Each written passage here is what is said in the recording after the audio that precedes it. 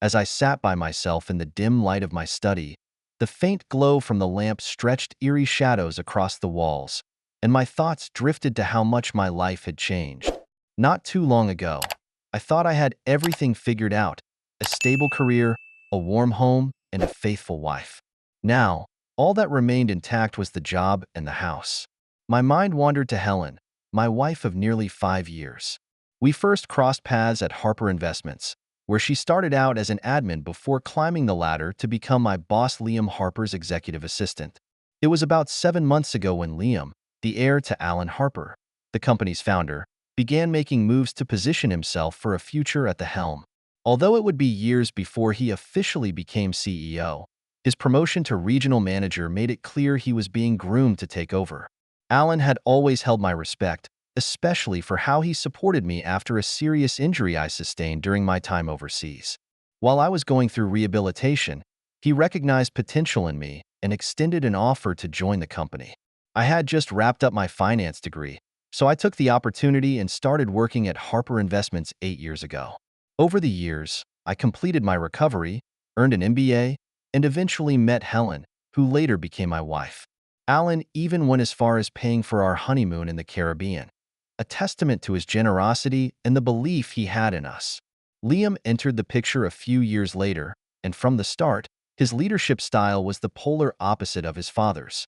Where Alan was thoughtful and composed, Liam was brash and confrontational, often clashing with employees. One afternoon, Alan pulled me aside to share his concerns. "The time will come when I'll have to promote Liam to regional manager," he admitted. "I need someone who can help guide him. Do you think you're up to the task?" I nodded, though I didn't expect it to be a walk in the park. "I'll give it my best," I replied. "Be straight with me, Otis. What do you really think of him?" Alan pressed. "He's arrogant, ignores advice, and flirts way too much for his own good.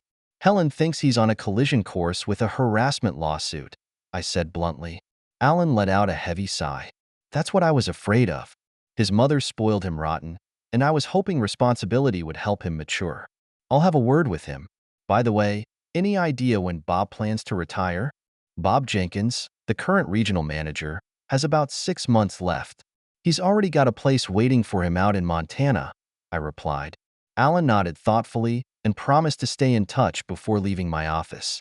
There were a few other things about Liam that unsettled me, but I decided to keep those observations to myself. As expected, 6 months later, Bob retired and Liam stepped into his role. While he made some useful updates, his tendency to micromanage quickly rubbed people the wrong way. One day, Liam strolled into my office with a suggestion I hadn't anticipated. "I'm thinking of hiring a new executive assistant, and I believe Helen would be perfect for the role," he said, almost offhandedly. "You're talking about my wife, Helen?" I asked, caught off guard. "Yeah, Gretchen's leaving soon, and Helen's got the energy and skill set we need for that position," he explained. "Have you mentioned this to her yet?" I asked. "Not yet. I wanted to run it by you first," he said, flashing a smirk. "What's she like at home?" Something about his tone made me uncomfortable. "Helen and I have a strong marriage, and she's nothing but professional. If you think she's a good fit, it's her decision to make. But don't forget, she's my wife," I replied firmly. "Of course, Otis. I respect both of you," Liam said, his grin lingering in a way that didn't seem genuine. Then he added, "And hey, this might even lead to a promotion for you." That evening, I brought it up with Helen. "Did Liam speak to you today?" I asked. "Yeah, he mentioned the executive assistant position," she said. "What do you think about it?" I probed. "It would mean longer hours and more travel, but the pay increase would be significant. It could really help us save for the future," she replied thoughtfully. "Do you have any reservations about it?" I pressed. "I've heard the rumors about him, but do you trust me?" she asked, locking eyes with me. "Of course, I trust you completely. It's him I don't trust. He asked some personal questions earlier that didn't sit right with me," I admitted. She shrugged it off. "That's just Liam being Liam." "So, what did you tell him?" "I told him you're amazing and that our marriage is rock solid," I said. She seemed satisfied with that answer and nodded. "I think I'll take the job." We went to bed that night, but there was a strange tension in the air. Helen accepted the position, and before long, she was traveling every other week and staying late more often. I supported her, convincing myself there was nothing more to it. A little over 3 months ago, Alan's sudden stroke shocked everyone in the company. His passing left a void that was hard to fill, and we all attended his funeral to pay our respects. Liam, naturally, assumed he'd be named CEO right away, but the board decided otherwise. Instead, they appointed Laura Matthews as the interim CEO, citing Liam's lack of experience as a key factor. Frustrated by the decision, Liam doubled down on his efforts, pushing himself and Helen harder than ever. Her workload and travel demands skyrocketed, and the strain began to seep into our relationship. Helen grew distant, started dressing in ways she never had before, more provocative, and her temper flared at the smallest things. One Sunday evening, after she returned from a business trip to Boston, I decided it was time to confront the growing tension.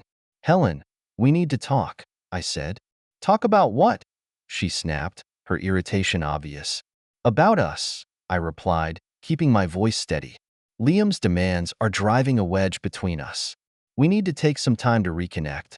Her expression softened slightly, and she sighed. "I know.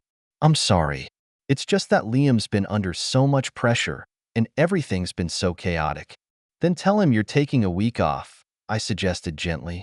"We need that time together." She hesitated, but eventually nodded. "You're right. I'll talk to him tomorrow." The next evening, she came home looking more upbeat. "Liam said we can take next week off," she said with a smile. "But he also invited us to a little party at his place Friday night." "A party? What kind of party?" I asked, feeling a twinge of unease. "Just a casual gathering with a few friends," she replied with a shrug. Despite my reservations, I agreed, but only on the condition that she be home early for the rest of the week. "Do you know who'll be there?" I asked. "I've met a couple of them, a mix of his college buddies and some clients, I think," she answered. "All right," I said.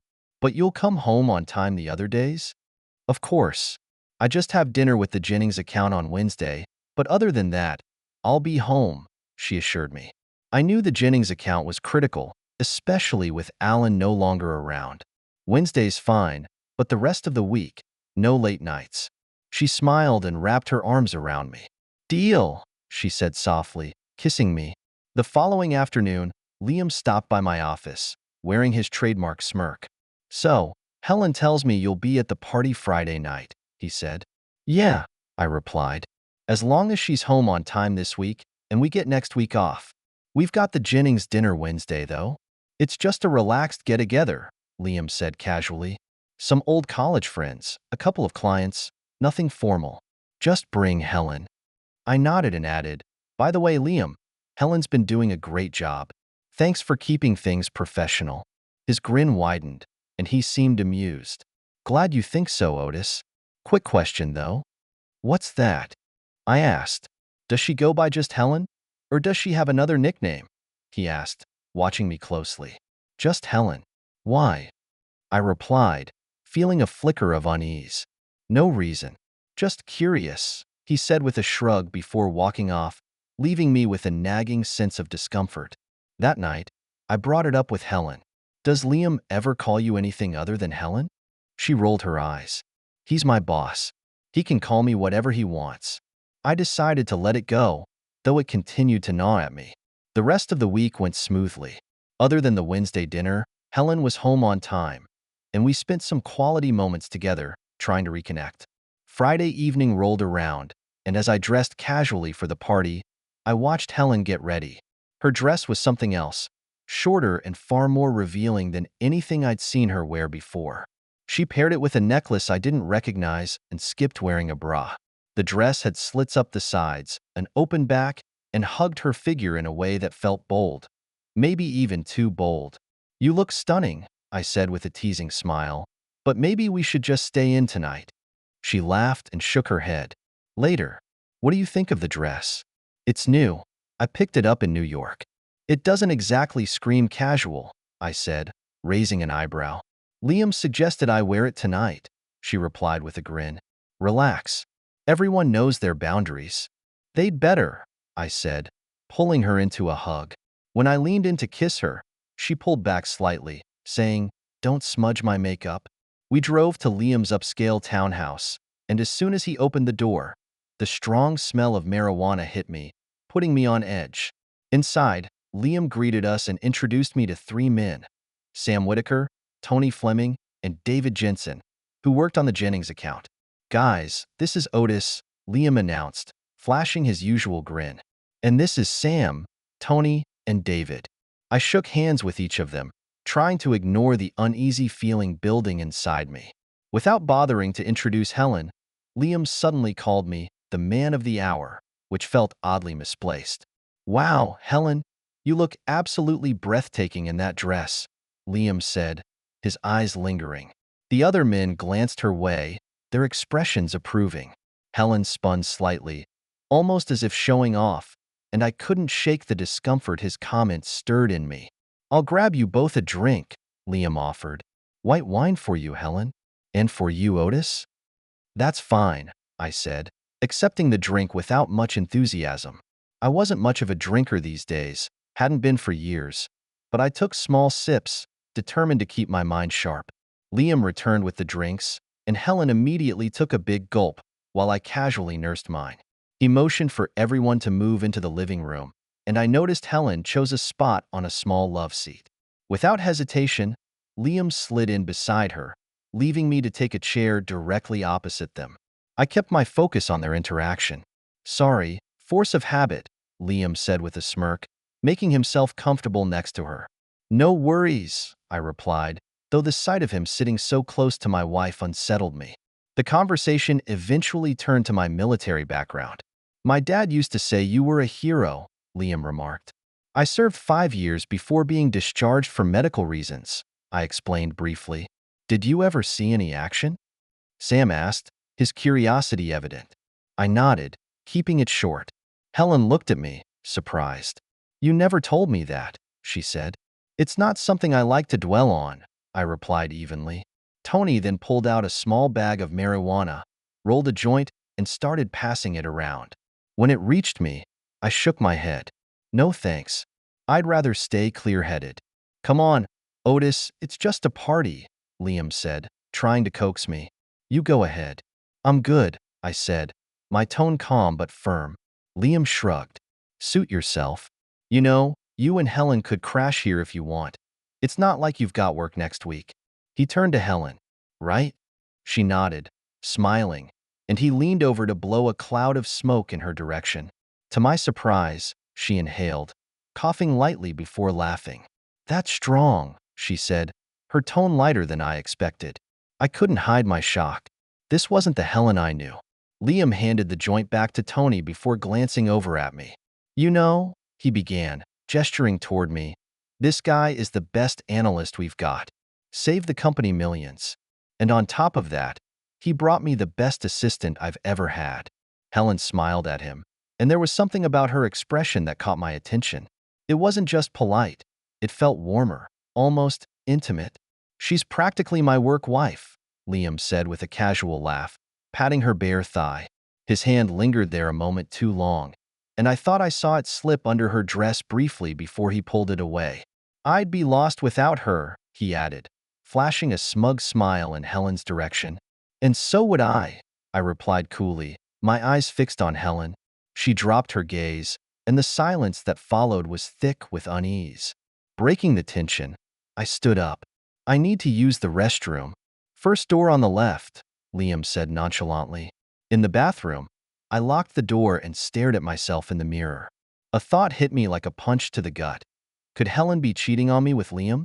Suddenly, Alan's old advice echoed in my mind. Pay attention to the details. And the signs were starting to stack up. Her bold outfit, her shifting behavior, the way she acted around Liam, even the pills I'd seen her taking recently. This wasn't a series of coincidences. These were red flags. Determined to find out the truth, I discreetly started recording a video on my phone before heading back to the living room.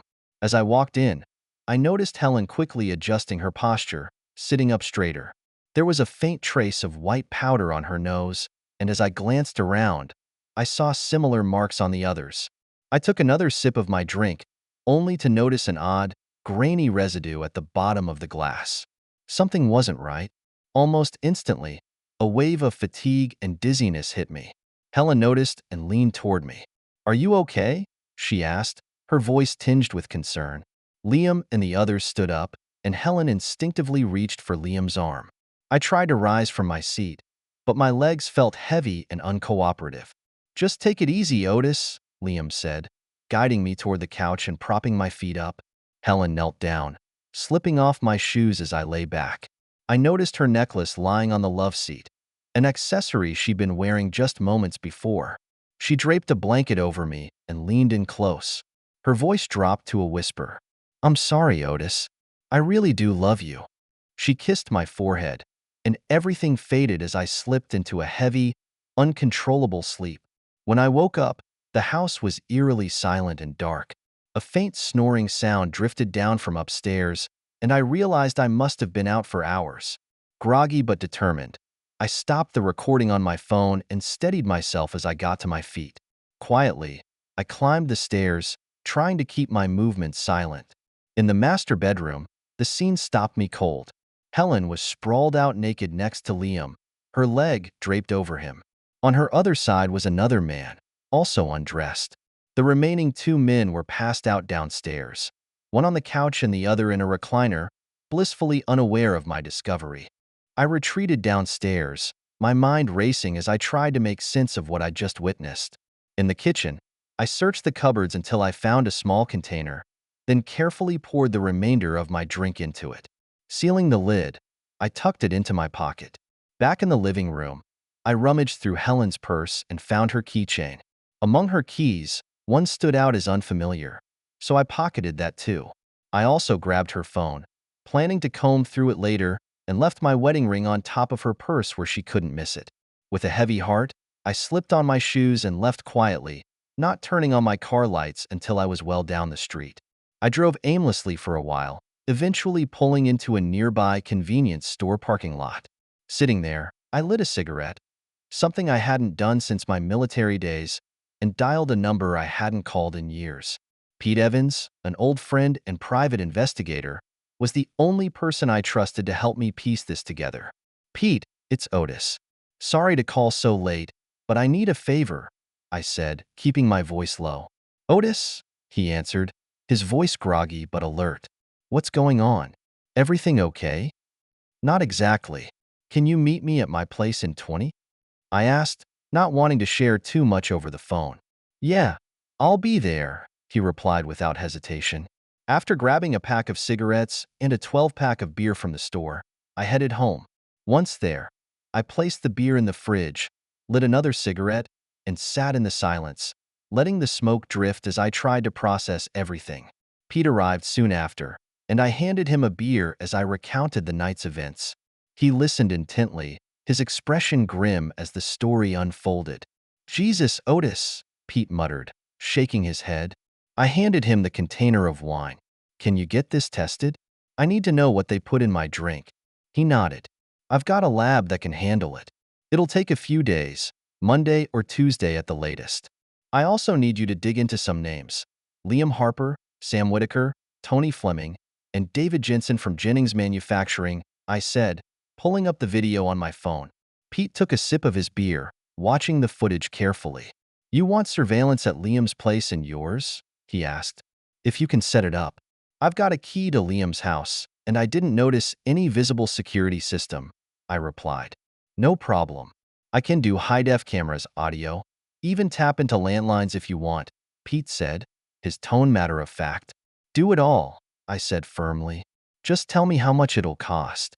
Pete smirked. "You saved my neck in the Middle East. This one's on me." "Thanks, Pete. Let's start by reviewing the video." As we watched the footage together, Pete suddenly held up a hand. "Wait, back that up a second," he said, pointing at the screen. I rewound a few seconds, and there it was, Helen leaning forward to snort a line of white powder off the coffee table. "Damn," I muttered, a sick feeling twisting in my stomach. "That's cocaine, no doubt about it," Pete confirmed. "Have you ever seen her use drugs before?" "Never," I replied, barely recognizing the person I was seeing on the screen. We continued the playback, pausing again when Pete spotted Helen's necklace on the love seat. "Didn't she have that on earlier?" he asked. "Yeah," I said. "I noticed it before I blacked out, but I thought I was imagining things."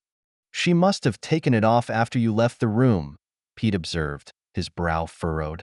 The footage showed me slumping back onto the couch as the drug in my drink took effect. Helen leaned over me, her voice soft as she asked if I was okay, while Liam casually told me to take a nap. Then the audio caught Liam leaning in close, whispering something I hadn't heard clearly at the time. Pete's jaw tightened as we listened to Tony's voice. "Are you sure you don't want to tie him up and make him watch us?" he asked, his tone disturbingly casual. "No," Helen replied firmly. "This is enough for tonight. We have plenty of time. If he doesn't fall in line, we can take it further." Liam's low chuckle sent a chill through me. "Hey, John here swings both ways. Maybe he could give Otis a whole new perspective." Hearing Helen laugh along with them made my blood boil. "Honestly," she said with a twisted hint of curiosity, "I'd be interested in seeing that." "Really?" John asked, sounding intrigued. "You'd let me have a shot at your husband?" "Why not?" Helen replied with a sly smile. "Be nice, and you might convince him to explore even more." The group erupted in laughter, and John quipped, "Never been with a Helen before. Doubt he could keep up the way you can." My grip on the phone tightened as I struggled to stay composed. Then Helen's tone shifted, carrying a hint of concern. "Are you sure he'll be okay, Liam? You didn't overdo it, did you?" "Nah, he'll be out for 12 hours tops," Liam said, brushing off her worry. "Tomorrow, we'll give him a taste of the real stuff. By the end of the week, Otis will be strung out and working for me. Too bad Alan's not here to see his golden boy hit rock bottom." "So that's why you hate him?" Helen asked, her tone laced with genuine curiosity. "It's all I ever heard growing up," Liam sneered, bitterness dripping from every word. How Otis balanced military service and school, how perfect he was. Sometimes I wondered if Dad wished Otis was his son instead of me. Well, guess what, Dad? I'm the one running things now. And by next week, your precious Otis will be nothing more than a strung-out wreck. The room erupted in laughter, the group feeding off Liam's twisted vision. Then he turned to Helen, his grin smug. "What about you, Helen? Are you with us? Because if you're not, you'll end up on the streets, just like him." Without hesitation, she replied, "I'm with you, babe.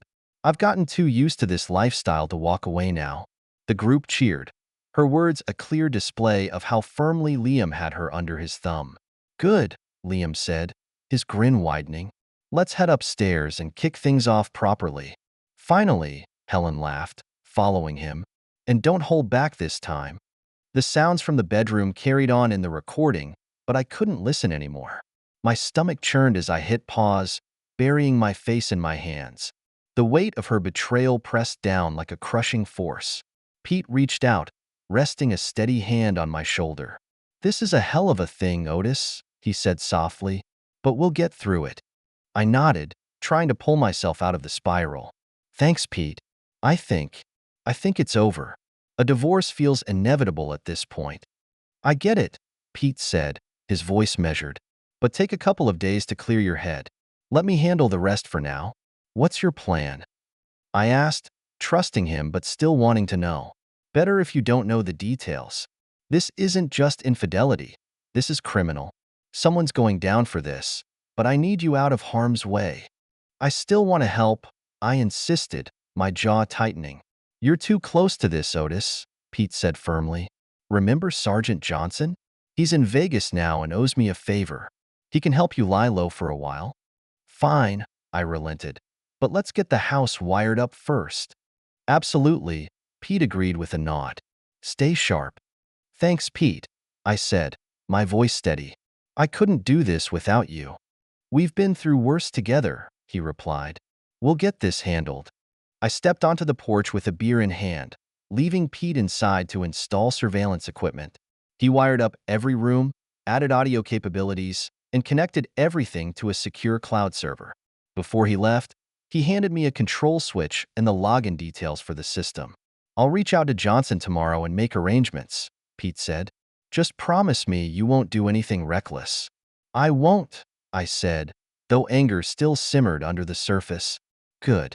Hang in there, man, Pete said, giving my back a reassuring pat before heading out. Left alone, I turned to practical matters. I logged into our shared bank accounts and moved half the funds into a private account I'd been quietly building over the years. It was meant for emergencies, though I'd never imagined I'd use it for something like this. I canceled our joint credit cards and kept my personal card, ensuring I had enough for the road ahead. After packing a bag with essentials, I loaded it into the car. Back inside, my eyes landed on the wedding portrait hanging over the fireplace. Fury welled up as I grabbed my hunting knife and slashed the canvas, ripping it from its frame. I gathered every photo of Helen I could find, along with her wedding dress, and threw them into the fireplace. I considered lighting them on fire but decided against it. She needed to see the wreckage for herself. With another beer in hand, I sat at my laptop and emailed the incriminating video to myself for safekeeping. Then I drafted a detailed message to the board of directors and David, the interim CEO. I laid out everything I'd uncovered, from Liam's unethical behavior to the legal and reputational risks he posed. I invoked the morals clause in his contract, cited Alan's legacy, and urged them to act swiftly. Satisfied, I attached the video evidence and hit send, informing them I'd be taking a brief vacation but could be reached by phone or email. By Tuesday, I expected to hear back. By then, I planned to be far from this nightmare. I leaned back in my chair, lit another cigarette, and watched as Helen's face in the photos blackened and curled in the flames. A grim sense of satisfaction settled over me with each flicker of fire. Then, taking Helen's phone, I unlocked it using the passcode I'd always known. As I scrolled through her messages, my stomach twisted further. Their affair wasn't new. It had been going on for at least 6 months, and in recent weeks, Helen's messages to Liam had turned colder and more dismissive of me. What I uncovered made my skin crawl. Explicit photos of Liam undressed, of him and Helen wrapped around each other, and videos of them dancing suggestively at nightclubs. Judging by the timestamps, these were taken during her so-called business trips to New York. Worse still, there were graphic images involving multiple men, the same ones from last night's party. The videos captured acts I could barely stomach, showing Helen in ways I never imagined. It all made sense now. Her so-called business trips were nothing but a cover for her lies and betrayal. The realization hit me like a freight train. Anger and disgust coursed through me as I copied everything from her phone, emailed it to myself, and erased any trace of the sent messages. By the time I finished, I'd gone through 6 beers and half a pack of cigarettes, stubbing each one out on her photos as if that could somehow erase the pain she'd caused. As the first rays of dawn crept through the windows, I knew she'd wake up soon to find the house empty. Preparing myself, I loaded my shotgun, locked the front door, and stretched out on the couch, hoping for a few hours of restless sleep. Around 8:30 a.m., Helen woke up in Liam's bed. Glancing at the clock on his nightstand, she groggily made her way to the bathroom to freshen up. By the time she returned, Liam was awake, tying the belt of his robe with a smug grin. "Why don't you head downstairs and start some coffee?" he suggested casually. "Otis might need a cup when he wakes up." "Sure," she replied, slipping on her own robe and heading downstairs. She started a pot of coffee and walked into the living room, expecting to find me asleep on the couch. Instead, she found the blanket tossed aside and my shoes missing. A jolt of panic shot through her. Frantically, she searched the bathroom and the rest of the house, but I was nowhere to be found. Glancing outside, she noticed my car was gone. Her gaze fell on her purse, where my wedding ring sat glaring at her like a silent accusation. "Oh, God," she gasped, her pulse racing as she dashed back upstairs. "What's the matter?" Liam asked as she burst into the bedroom, her face pale. "He's gone," she stammered. "What do you mean, gone?" "He must have woken up and left. The car's gone, and he left his ring on my purse." Her voice trembled as she held up the ring. Liam's smile faded, his expression hardening. "Call him and get him back here." Helen rushed downstairs, reaching for her phone, only to realize it wasn't there. Her hands began to shake as she searched her purse, her panic mounting. "My phone's gone," she muttered, her voice rising. "It's gone, Liam." It has all the texts, the pictures, everything. If he has it, he knows. Calm down, Liam snapped, though a flicker of unease crossed his face. Use the house phone and call him. Tell him to come back. With trembling hands, she picked up the house phone and dialed my number. When I answered, my tone was cold, sharp, and unfamiliar. What do you want? I growled. Otis, sweetheart. It's me, she began, trying to sound calm and casual despite her racing heart. What do you want, Helen? I repeated, my voice like ice. Honey, I woke up and saw you were gone. I got worried. Are you okay? She asked, her voice faltering. Why would you care? I snapped. Do you need a ride from Liam's house? Because I'm not coming back there. Her breath hitched. Otis, please don't be like this. I love you, she said, desperation creeping into her voice. Love me? I laughed bitterly. That's rich. Got any more lies you'd like to tell me? Otis, please, we need to talk, she pleaded, her voice trembling. We sure do. But I'm not stepping foot in that house again. If you want to talk, call an Uber and come to me, alone.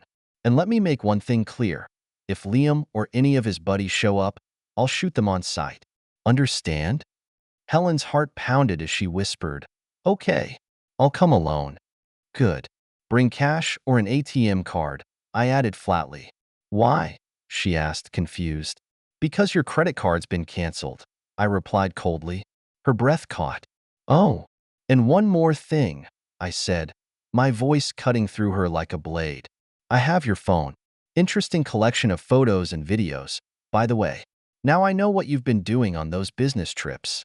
They'll come in handy for the divorce. Oh my God, Otis, I'm so sorry, she blurted, tears spilling over. I never meant to hurt you. Save it, Helen. If you want to talk, come alone. I hung up, leaving her holding the phone in stunned silence. What did he say? Liam asked, his voice low and dangerous. He's not coming here, she murmured, her face pale. He wants me to go to him alone. He said if anyone else comes, he'll shoot. Liam's jaw tightened, but a glint of calculation entered his eyes. He walked to his study, returning moments later with a syringe. Here's what you're going to do, he said, handing it to her. Call an Uber, go meet him, and when you get the chance, stick this in his arm. Once he's down, call me, and we'll bring him back here. Helen stared at the syringe, her hands trembling. What is this? A mix of heroin, a sedative, and a knockout drug, Liam replied smoothly. It'll hit fast and won't hurt him permanently, just enough to take him out. Do it, and then call me. She hesitated, fear etched on her face. Just promise me you won't hurt him. We'll take care of it, Liam said with a casual shrug, glancing at the other men in the room. They chuckled, nodding in agreement, their expressions dark with amusement. Taking a deep breath, Helen slipped the syringe into her purse. All right, she whispered, her voice hollow. Good girl, Liam said, his grin widening. Now go clean up our little mess. Helen ordered an Uber, set to arrive in about 30 minutes, then went upstairs to finish getting ready. Meanwhile, Liam and his crew laid out their plan to follow her in a separate car, which they parked down the street. None of them noticed the white van discreetly stationed across the road, its occupants watching their every move. Not long after my tense call with Helen, my phone buzzed. Pete was on the line. Otis, it's me, he said, his voice low but urgent. What's going on? I asked, gripping the phone tightly. We intercepted a conversation. Your wife's heading your way in an Uber. Liam and the others are planning to tail her in a separate car. She's carrying the syringe, and their plan is to drug you. My team's tracking them now. I exhaled sharply. So, it's confirmed. Yeah, get your surveillance running before she shows up. I'm just down the street. If this goes sideways, I'll call the cops. Just keep your head on straight. All right? Got it, I replied, a grim determination settling in. About half an hour later, Pete texted, They're on the move. It was game time. I double-checked my surroundings, stashing the shotgun where Helen wouldn't easily spot it and activating the surveillance equipment. I grabbed a Ziploc bag and tissue from the kitchen, ready to handle the syringe safely. Peering out the window, I saw the Uber pull up. Helen stepped out, clutching her purse like a lifeline. I turned back to the fireplace, lighting the photos and her wedding dress aflame just as she entered the house. The acrid smell of burning fabric and smoke greeted her as she stepped inside. Her face twisted in shock, her eyes widening as she took in the scene. The flames devouring the edges of our photos and her dress. "You're burning my wedding dress? And our pictures? Why?" she choked out, tears spilling down her cheeks. I stood there, watching her with cold detachment. "I wanted you to see the wreckage you've caused," I replied flatly. Her gaze darted around the room, landing on the empty beer bottles and cigarette butts littering the coffee table. "You don't drink, and you quit smoking years ago." "I did," I said, my voice razor sharp. "I gave it all up, just like I gave up being reckless, unlike you. I stayed sober and loyal while you became Liam's pawn." Her face crumpled. "Oh my God, what have I done?" she whispered, her voice barely audible. "Good question," I said, my anger bubbling just beneath the surface. "When did you start snorting coke and screwing every man Liam shoved your way? And don't tell me he made you." "Mostly clients," she admitted hesitantly. "But Liam, he pressured me." "Pressured you?" I shot back, disgusted. "And what about drugging me? Was that his idea too?" Her eyes widened in genuine shock. "I never." I cut her off. "Save it." I pulled out my phone and played the recording of her conspiring with Liam and the others. Her face drained of color as her own words filled the room. How did you get that?" she stammered, trembling. "It doesn't matter. What matters is that the board and the police now have it too. We're done, Helen. Divorce is the least of your worries. You might want to start thinking about prison." Her body shook, and tears streamed down her face. "Otis, please, you don't understand. It's a long story." "Spare me," I said coldly. I noticed her hand slowly inching toward her purse. In one swift motion, I grabbed it, dumping its contents onto the coffee table. The syringe rolled out, and I picked it up with the tissue. "Is this what you plan to use on me?" I asked, holding it up. "Do you even know what's in this?" Her lips quivered. "Not exactly." "Not exactly?" I repeated, incredulous. "So you were ready to inject me with some mystery concoction because Liam told you to?" She nodded, shame flashing across her face. "Let me guess," I said, my tone laced with venom. "You were supposed to stick me with this, then call Liam to come clean up? Was that the plan?" She nodded again, her head hanging low. "Fine," I said, my voice steady and resolute. "Here's what you're going to do. Call Liam. Put him on speaker. Tell him it's done. And then you'll leave the rest to me." Her eyes snapped up, wide with fear. "You want me to set him up?"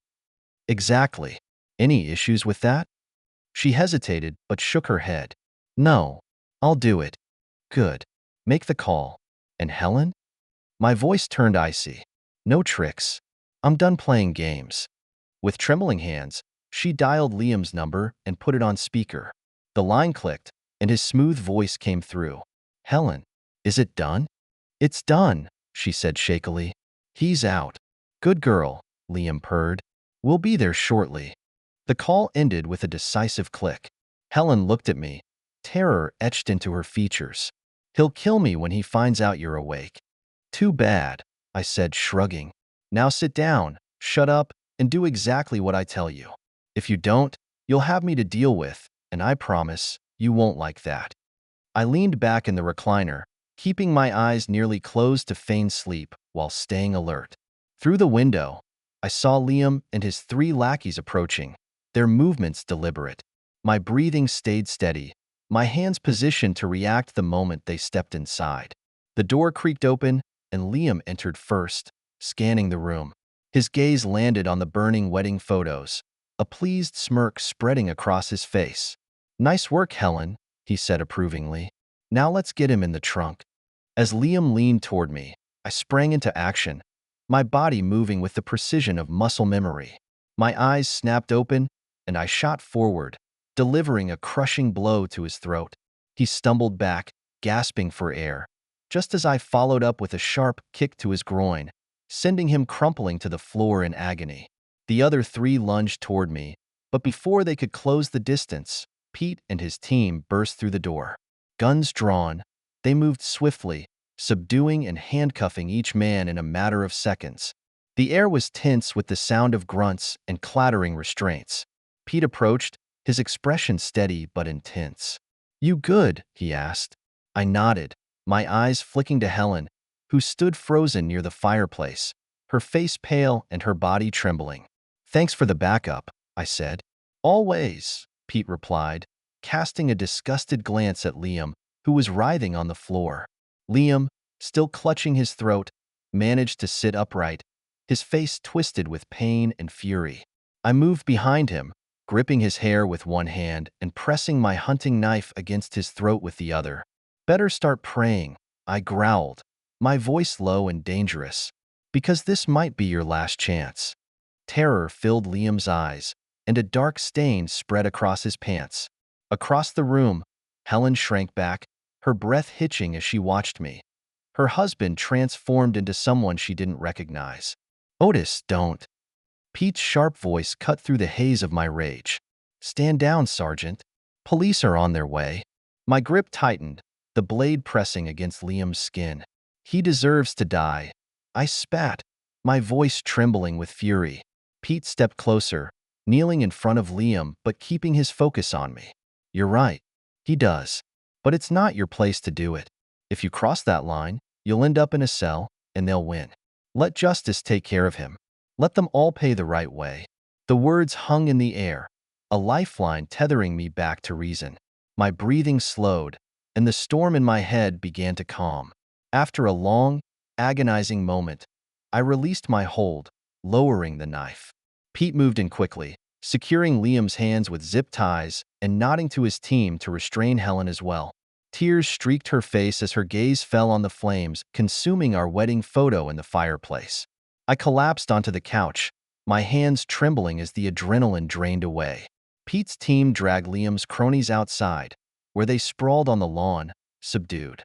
The wail of approaching sirens grew louder, and moments later, police cruisers pulled up in front of the house. Pete retrieved my phone and stepped outside to brief the officers.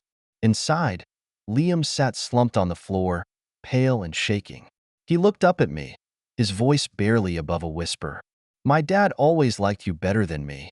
My expression remained cold. "That's not true. He just wanted you to grow up and act like a man." Liam's eyes flickered with fear. "Would you really have killed me?"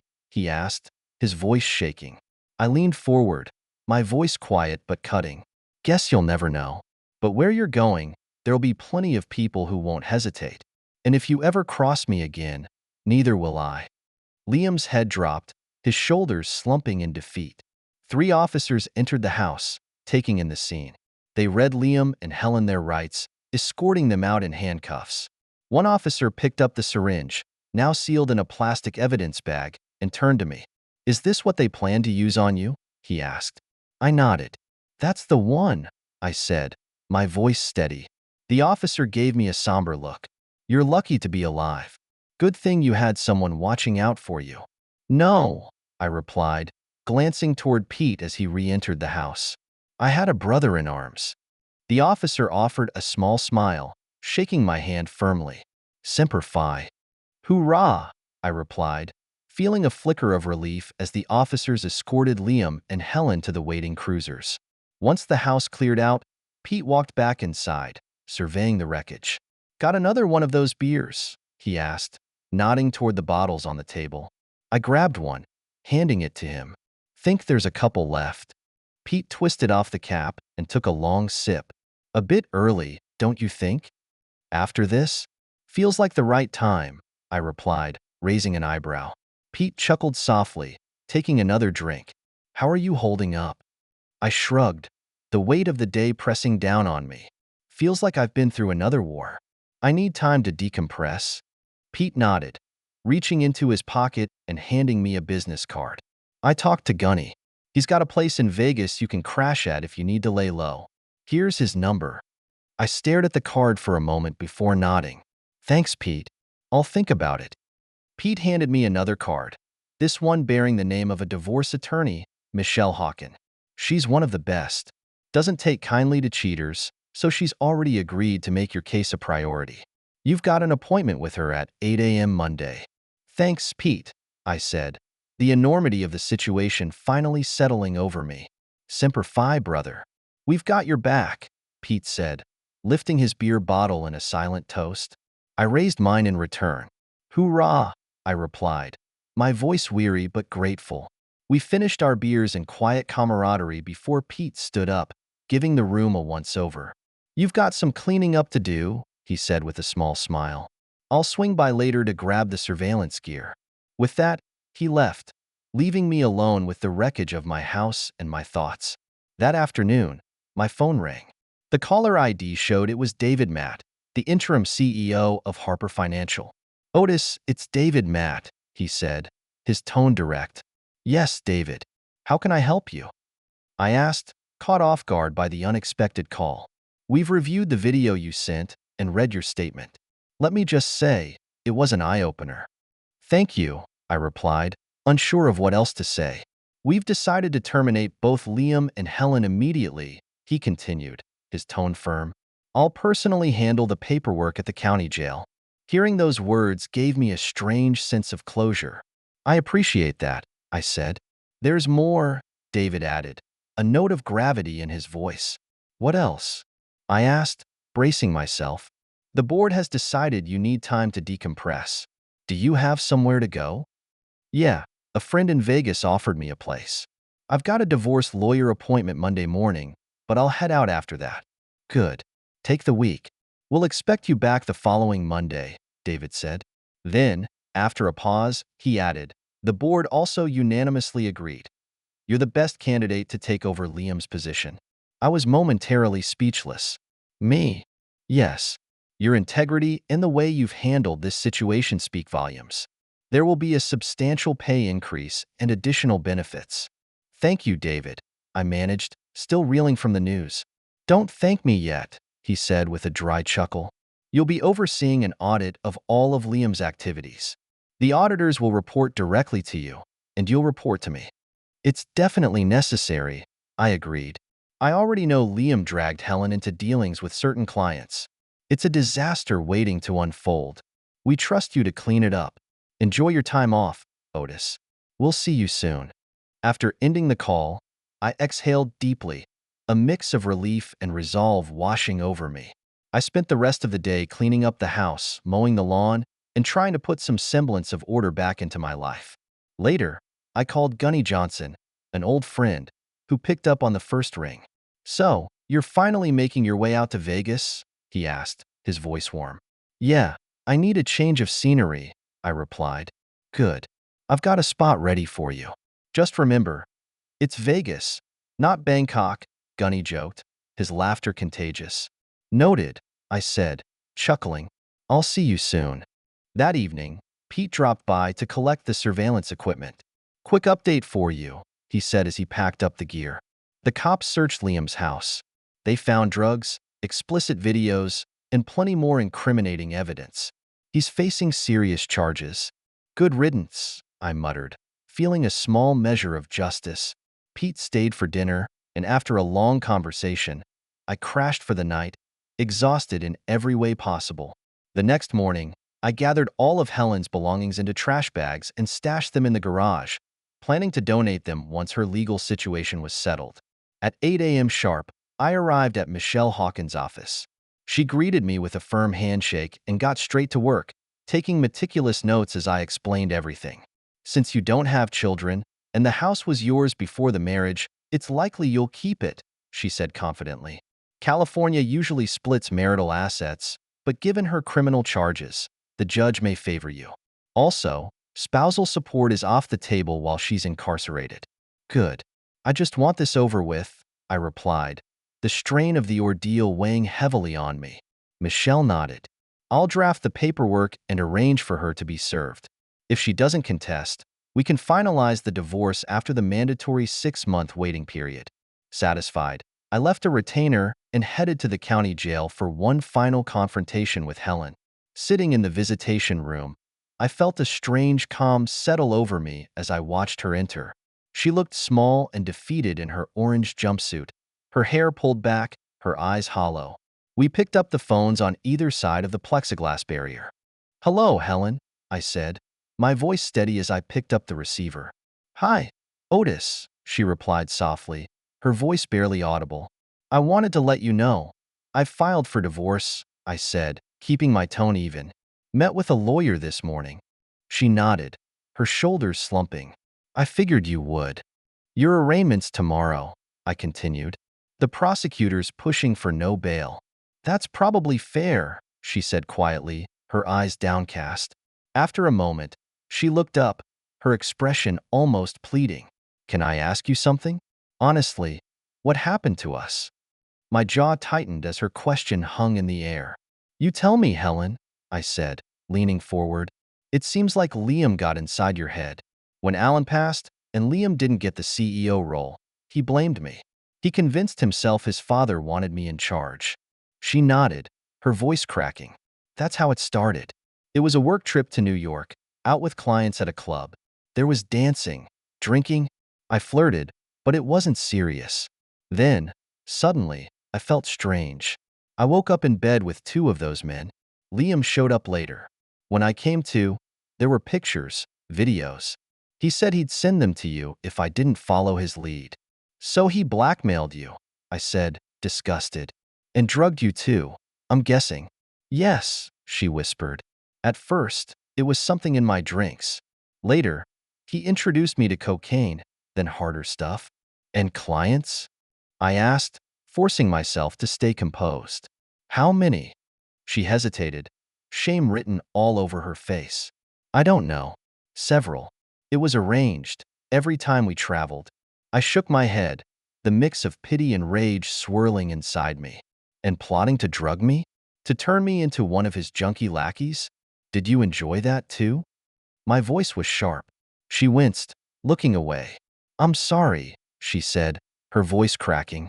"I know it doesn't mean much, but I am." "For what?" I snapped. "For cheating on me? For working with Liam to destroy my life? For betraying everything we built?" Her head bowed, and she took a shaky breath. "For all of it." A bitter laugh escaped me. "Helen, don't even think about asking for forgiveness." "I wasn't," she murmured, her voice trailing off, defeated. "I hope it was worth it," I said coldly, placing the receiver back on the hook. She covered her face, sobbing, but I didn't spare her another glance. I walked out of the jail and drove home, ready to leave this chapter behind. Vegas was just what I needed. Gunny Johnson greeted me with a bear hug when I arrived, his booming laughter filling the air. Over dinner, we caught up, reminiscing about old times and swapping stories. Later, he gave me a personal tour of the city, sharing insider tips for navigating the nightlife. By the time we reached my room, I was feeling more relaxed than I had in weeks. When we entered, a young brunette stood from the bed, her smile warm and inviting. "Otis, this is Lisa," Gunny said, gesturing toward her. "She's going to be your guide while you're here." "Gunny, you didn't have to do this," I said, feeling a little overwhelmed. "Trust me, son," he said, clapping a hand on my shoulder. "After what you've been through, you deserve to unwind. Enjoy yourself, and remember, what happens here stays here." He winked before leaving, his laughter echoing down the hall. I turned to Lisa, raising an eyebrow. "So, are you an escort?" She smiled softly. "Not anymore. Thanks to Gunny, I left that life behind. I'm in school now, working a normal job. He told me about you and asked if I'd show you around. If you're uncomfortable, I can leave. No hard feelings." I shook my head, relaxing a little. "Gunny's right. I could use some company. And you're a lovely woman. How about we start with a drink?" Her smile widened. "That sounds great." We spent the evening at a club, sharing drinks, talking, and dancing until the early hours. For the first time in what felt like forever, the weight of my troubles lifted. When we returned to my room, Lisa's presence was a comfort, her kindness helping me escape my thoughts. I woke the next morning to find her still by my side. After a shared shower, Lisa got dressed to leave. "I have classes today," she explained, slinging her bag over her shoulder. "But I can come back tonight, if you'd like." "That sounds perfect," I replied, kissing her goodbye. The morning passed easily. I spent some time in the casino, following Gunny's advice. After a few hours, I walked away with $300 in winnings, which I later used to treat Lisa to dinner and a show. Over the next few days, we explored the city together, her warmth and easygoing nature bringing me a peace I hadn't felt in years. By Friday, I knew it was time to head back home. The break had given me clarity, and I felt ready to move forward with my life, leaving the wreckage behind. As Otis packed up to leave Vegas, Lisa seemed genuinely sad to see him go. She handed him her phone number and email with a soft smile. "In case you ever want to keep in touch," she said. Otis accepted the gesture, knowing deep down it likely wouldn't lead to anything serious. She was young, with her whole life ahead of her, while he was still piecing his life back together. Even so, as he drove home, he caught himself smiling at the thought of her, thankful for the kindness and comfort she had shown during his time in Vegas. Once back home, Otis dove into the latest updates regarding Helen and her accomplices. The judge had reviewed the damning evidence presented by the prosecution and ruled that all of them would be held without bail. Michelle, his attorney, informed him that Helen had signed the divorce papers immediately after being served. In 6 months, he would finally be free of her. On Monday morning, Otis returned to work, now occupying Liam's former office. His colleagues welcomed him warmly, congratulating him on the promotion. Marcia Bowden, his new assistant, was already hard at work organizing his schedule. Having worked with her for years, Otis knew she was reliable and professional. Though she was likely aware of the drama surrounding Helen, Marcia kept things strictly business, which Otis appreciated. As the audit of Liam's activities progressed, Otis uncovered shocking irregularities. Liam had padded expense accounts, particularly during trips he and Helen took together. Worse still, his reckless mismanagement of client accounts had drawn the attention of the SEC, triggering a federal investigation. Over the following months, Otis and David worked tirelessly to repair the damage. They managed to retain all their clients, but not without a series of tense meetings with executives demanding answers. In the meantime, Otis kept in occasional contact with Lisa through emails. Their correspondence was friendly and light, a welcome distraction amidst the chaos. Eventually, Lisa shared that she'd met someone at school and was getting serious. Otis wasn't surprised, but her news brought a bittersweet pang. He wished her the best, grateful for the brief respite she had brought into his life. The legal proceedings against Helen, Liam, and their co-conspirators dragged on, piling up more charges and delays as the case unfolded. When the time came, Otis willingly testified against them, despite efforts by Helen's defense team to dissuade him. "I may not be required to testify against her," he told one of the lawyers, "but I want to. And in a few weeks, she won't even be my wife anymore." In court, Otis's testimony hit hard. The jury's expressions shifted from shock to outrage as the video he had taken during the party played, laying bare the extent of the conspiracy. Helen, Liam, and the others avoided his gaze, their bravado evaporating under the weight of the evidence. Finally, the day came for the verdict. The courtroom was packed, reporters and cameras jostling for space as the defendants were escorted in. The judge called for order before turning to the jury foreman. "Have you reached a verdict?" the judge asked. The foreman stood, confirming that they had. The room fell silent as the charges were read aloud: conspiracy to kidnap, assault, and a host of drug-related crimes. Liam also faced additional charges tied to the stash of illegal substances and explicit materials found at his townhouse. One by one, the defendants were declared guilty on all counts. The judge announced a sentencing date, and the convicted conspirators were led out in handcuffs. Otis slipped out of the courthouse with David, both eager to escape the throng of reporters outside. At the sentencing, the judge didn't hold back. He condemned the defendants' actions as malicious and reprehensible, delivering harsh penalties across the board. Liam's 3 accomplices received the lightest sentences but were still handed 20 years each. Helen was sentenced to 25 years to life, her sobs echoing through the courtroom as she was led away. Liam, visibly broken, received 50 years to life, with additional federal charges looming. 6 months later, Liam's prison sentence came to an abrupt end. His arrogance and manipulative ways had made him enemies behind bars. He was found dead in the prison showers, his demise a grim but unsurprising conclusion to his story. With the trial behind him, Otis gradually rebuilt his life. Harper Financial stabilized under his leadership, and the company regained its reputation.